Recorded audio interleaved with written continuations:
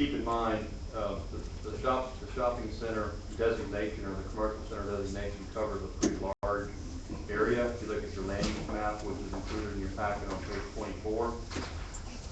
But it's assuming that at the intersection of 87 and 290, that, you know, if someone were able to get and assemble enough tract of property there, they could, that would be a location that you'd have such a center, okay? And then it's, of course, it talks about there being ancillary kinds of things that would occur as well.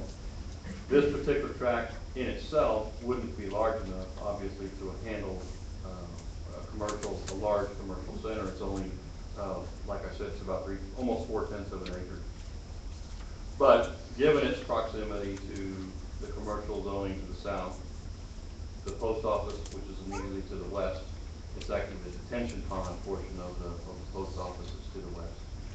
And then you have commercial land uses to the east, and now you do have residential zoning to the north. You know, we felt like, as did the Planning and Zoning Commission, that it was a reasonable extension of the commercial zone that's to the south that's running on Main Street. So the Planning Commission did recommend approval. There were no individuals that were present at the Planning and Zoning Commission meeting, and we did not receive any comments. So I don't know if there's anybody here that might wish to speak, but there were none at the Planning and Zoning Commission. So. Okay, we're still in public hearing, so now that with those details out there, is anybody here to speak on that? Gerald? Yes, sir. Okay. If you'll come to the podium, Oscar, for the sake of the audience, introduce yourself and Okay. that you are a resident of the city. My name is Oscar Durham, and I have a small real estate company here in Fredericksburg. Our first home was 803 West Austin, and it was prior to the relocation of the post office. We no longer live there. My sensitivity about this is that there's not a four-way stop sign at Cherry, North Cherry, and Austin. And the reason I'm saying that is because what has happened is that corridor, because of the post office, has really gotten loaded.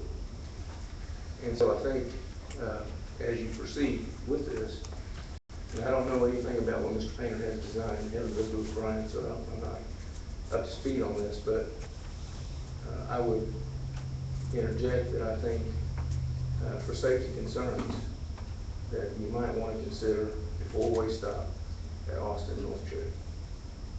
Okay. Thank you. Thank you, Oscar. Anyone else? I move we go out of public hearing back into regular meeting. Need a second? Second. Motion and second to go back into regular session. All in favor say aye. Aye. Any opposed? All right. Brian, has Mr. Painter announced, given any sense of what his purpose is on this commercial? Well, he has. He's indicated that he intends to build an office use there. Of course, I'll remind you that that may be his intent, but we need to assume that anything that's permitted in C2 would otherwise be permitted if he does it. So that's his intent. Now, depending on what the council wants to do, and now that we've closed the public hearing, you have 20 days by the ordinance to make your decision, to take action. So if you wish to make a decision tonight, of course, that's fine. Or if you'd rather he be here, that's fine. So we have another meeting within that 20 days. So. Okay.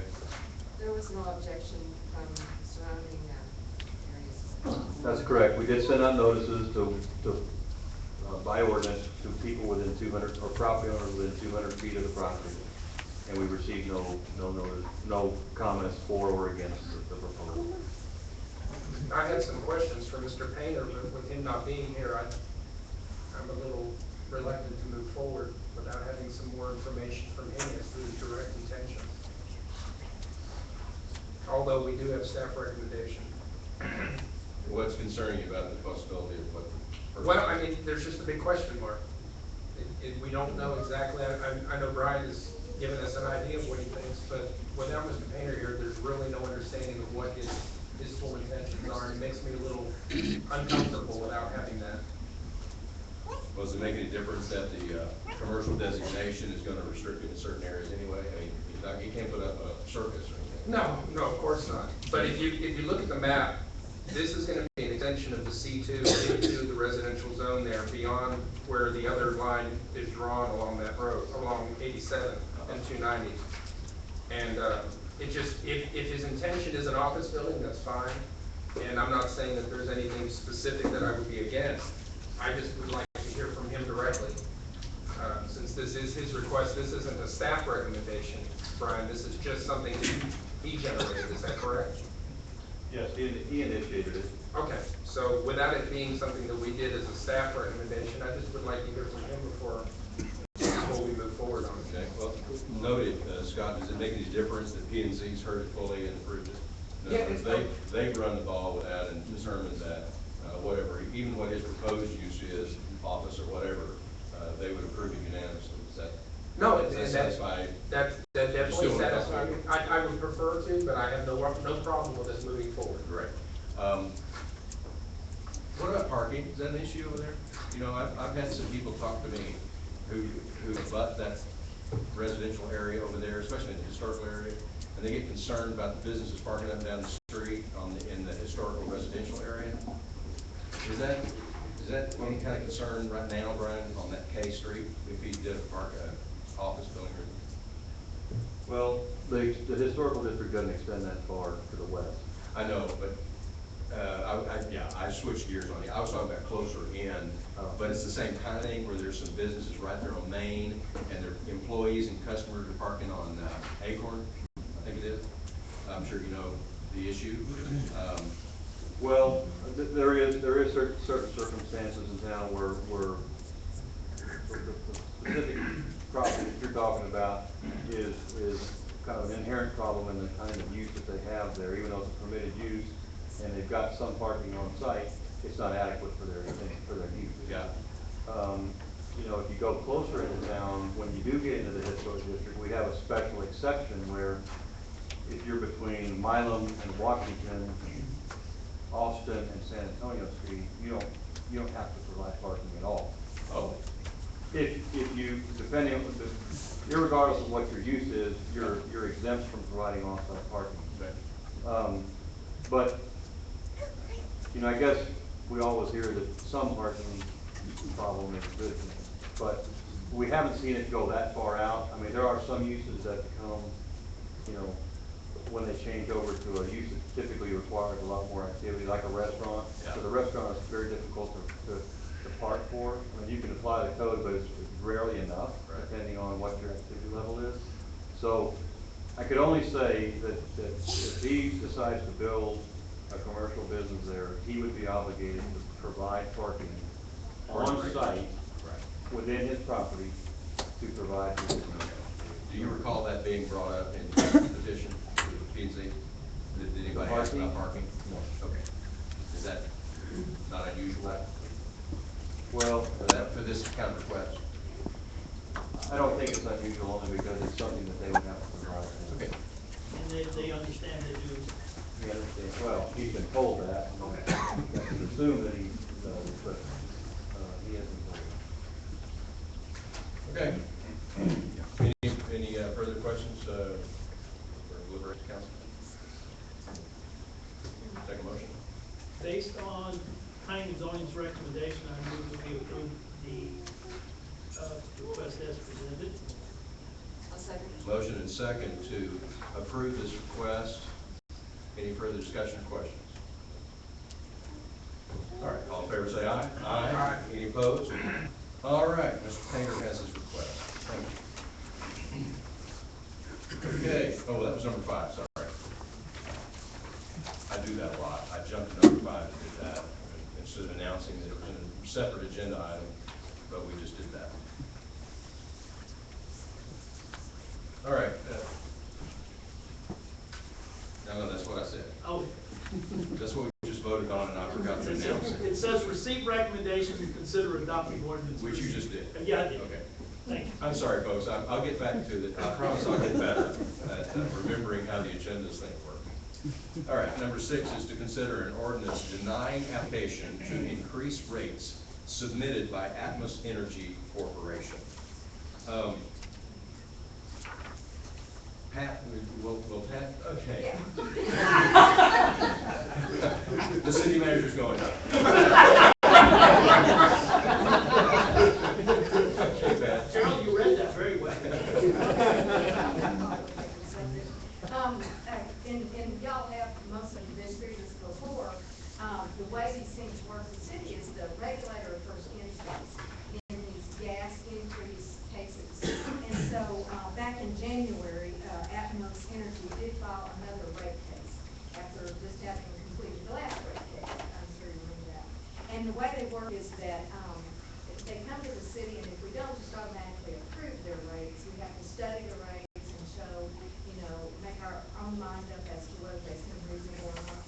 Well, what we've done, since we are a small city and rate analysts and attorneys at very expensive proposition, we banded together with a lot of other Atmos customers, other cities. And so it's called the ATM cities, and that's Atmos Texas Municipality. Yeah, it's coming back. Yeah, it's all coming back.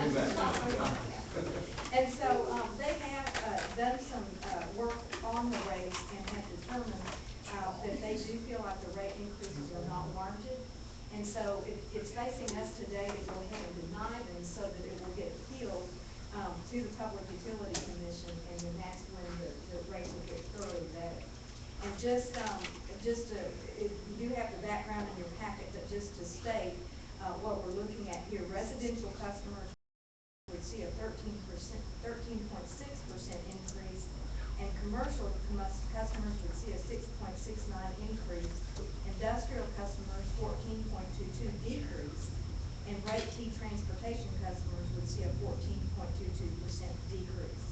So, we're opposing it, of course, because of the residential, that's primarily residential and commercial are primarily our customers. And so because of the fixed customer charge, residential customers that use less gas than the average customer would end up seeing a steeper percentage increase. So what we're doing is just kind of moving on to the next step. As I say, since we're together with the other cities, they've got rate analysts and all of that. You ought to be explaining this. Anyway, so that's about all I know about it. How often does this come up, Pat? About every year. Yeah. Well, I seem like that's. Yeah, it does, because I guess these rate cases take so long that, that kind of when money ends and money begins, and so. So essentially, this puts us, we make them kick it up a little bit to prove their case. Right. Rather than coming to city council? Right. Okay. Because there would be no way that we could Right. Dig into those rates and understand their rate structure, their profit structure, their capital, the needs, all of that kind of stuff. And they know all of that, but these are regs by the PUC. Well, they hear it. Railroad Commission. Yeah, Railroad Commission. They actually will have an administrative hearing with all the evidence on both sides. So they all know what the cities are gonna do, right? They're gonna disprove it and make the approve the case a little higher. Does every member of the ATM group have to do what we're doing? So in order to continue to participate, if they decide. So you can opt out if you want to? Yeah, you can opt out if you want to. How many? But does it can only take, I'm sorry. No. It can only take one? No, if they opt out, the business would just go on. I understand, but now if the rates are being contested and everybody opts out, save for one, Yeah. does the appeal go forward then? Oh, yes, it would still go forward as to the cities who appealed, and I guess the ones that opted out. No, I'm talking about everybody opting out except one. Oh, except one. Right. Well, yes, if they want Okay. to proceed, yeah. Okay, all right, Yeah. thank you. Absolutely. How many towns are in this? We have about 30 some odd. 30 some odd, relatively the same size communities? And no, we've got, well, the last time I checked, occasionally we have conference calls about this, and I haven't had one lately, but we've got Georgetown, and then we've got a lot of small ones. And sometimes off and on, we get Denton, and some of the larger cities like that. And most of the ones I can't recall. But then we have our Cisco's and our. Right. Yeah. Other questions? Scott, did you do this last year?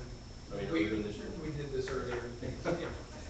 we looked at the paperwork and we agreed unanimously. Yeah, right. Tim will tell you it was not worth, no, we need to fight this as much as we could. Okay. Anybody want to vote on that? Sure, I'll move that we adopt the ordinance denying Atlas Energy Corporation's request for a rate increase. I'll second that. Motion second to Deny. deny, pass the ordinance denying. Any further questions or comments? All right, all in favor of the motion, say aye. Aye. Any opposed? All right, now we're at new business. We have a request from a horse-drawn carriage operator for a permit to operate the city of Fredericksburg. Brandon Rogers of Sturdy Oak Carriages. Are you here, sir? Okay, if you wouldn't mind coming to the pulpit. To the. Please don't consider it pulpit.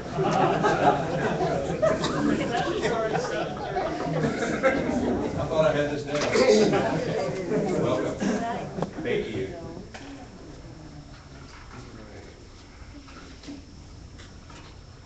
All right, well, my name is Brandon Rogers. I'm starting my own carriage company after working in San Antonio for the last 2 years, where I've been fairly successful, but the market has just quite honestly been flooded. My intention is to provide really a small service. I have one horse, one carriage. I don't plan on expanding to an extent anytime soon, unless the public has a need for it. I have all of the required information, all the required liability insurance and everything else that's stated in the ordinance, and I've thoroughly studied the ordinance very well, and it's very acceptable. You know, I mean, it's very satisfactory to me, and I agree. I can state that it would be very easy to follow it, and there shouldn't be any issues from my side. I've also met with the chief of police and asked if he had any concerns about it, got some more information, and I'm ready to proceed into Fredericksburg if at all possible. I have some questions for you. Yes, sir. Are you ready for questions? Absolutely. Okay. You've been operating in San Antonio? Yes, sir. For how long? 2 years. 2. And where do you live now? I live in Converse, Texas. It's a small community Yeah. outside of San Antonio. I actually know where that is.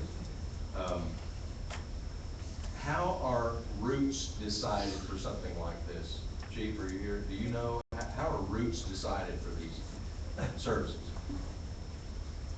We had an ordinance that addressed the routes, where they could and couldn't go and the times and things like that. I was telling Brandon that we probably at some point need to revisit those a little bit. They're probably antiquated to some extent, but they were determined by the council back years ago when the first one came up. We're gonna cross I think, where you can cross Main Street and then, So you're saying traffic is increasing enough to make that? Well, no, I just think that back when we first started it, we had a lot of concerns that I don't know if they today are necessarily applicable. Our traffic is probably more, but the carriages are as such where they probably need to be loosened up a little bit. Are you aware there's already one operating here? Yes, You know Margaret? I have met with Margaret. Okay. Would you characterize what your conversation was? And I actually took a ride with her. I went on a carriage ride with her, kind of just to see the market when I was still deciding whether I would come here or not. And towards the end of it, we started speaking, you know, and I told her quite honestly that I was coming in as her competition. And I was very nervous, but she welcomed me. And me and her, I think together we will be able to help the business grow, you know, the industry here in Fredericksburg grow and provide a wonderful service to tourists, locals, everyone. What days of the week do you intend to operate? Depending on the time of year, during the slower seasons, mainly just the weekends, Friday, Saturday nights, or Friday, Saturday during the day, depending. But during heavier seasons, more than likely most weekdays. Me personally, I would probably work Thursday, Friday, Saturday, Sunday, Monday. In the evenings, possibly, or? Mostly, it depends on the time of year. In the summer, more than likely daytime, early in the morning is gonna be more beneficial. There will be more foot traffic, there will be more people willing to take rides, and then I'm also very concerned about the heat on the horses, so the afternoon is kind of out of the question for me personally, and then coming out again in the evening, late, once the temperature drops below 95 degrees. Have you done any kind of a study or a thought as to what kind of ridership you expect to have with the competition already in place? Not really. No, I haven't done much studying on that. I do know, I've looked at some of the statistics for the city of Fredericksburg, and I was very surprised, you know, at the status of Fredericksburg as far as it's rated as the 11th most visited small town in the United States. And I prefer the small town atmosphere. San Antonio has grown a little too cramped for me. So I need to kind of get back to my roots a little Are bit. you going to continue to work in San Antonio at all? or- I will be training horses for a couple of companies in San Antonio. I'll be shoeing horses for a couple of companies, but not on a full-time basis at all. Paul, where do we have designated spots for carriages to wait for their customer? The ordinance talks about, talks about a location, kind of a fixed location. And I have not checked on those lately, but, it's up to the purveyor to have a fixed location. Was it designated in the ordinance, Pat, or? Yes, sir. Leave it up to them? I think one of them was at Main and Lincoln, Yeah. I believe. We used to wait over by the office. By Cool Yogurt, is that right, where that Cool Yogurt is now? But, yes, Over on Orange Street, is that right? South Orange. Is that designated in the ordinance? I believe it is. No, sir, it's not. I have a copy of the ordinance right here. I think it was up to them, up to the owners to Oh. place it. I can quote the ordinance if you'd like. Yes, go ahead. Okay. Read the ordinance. Not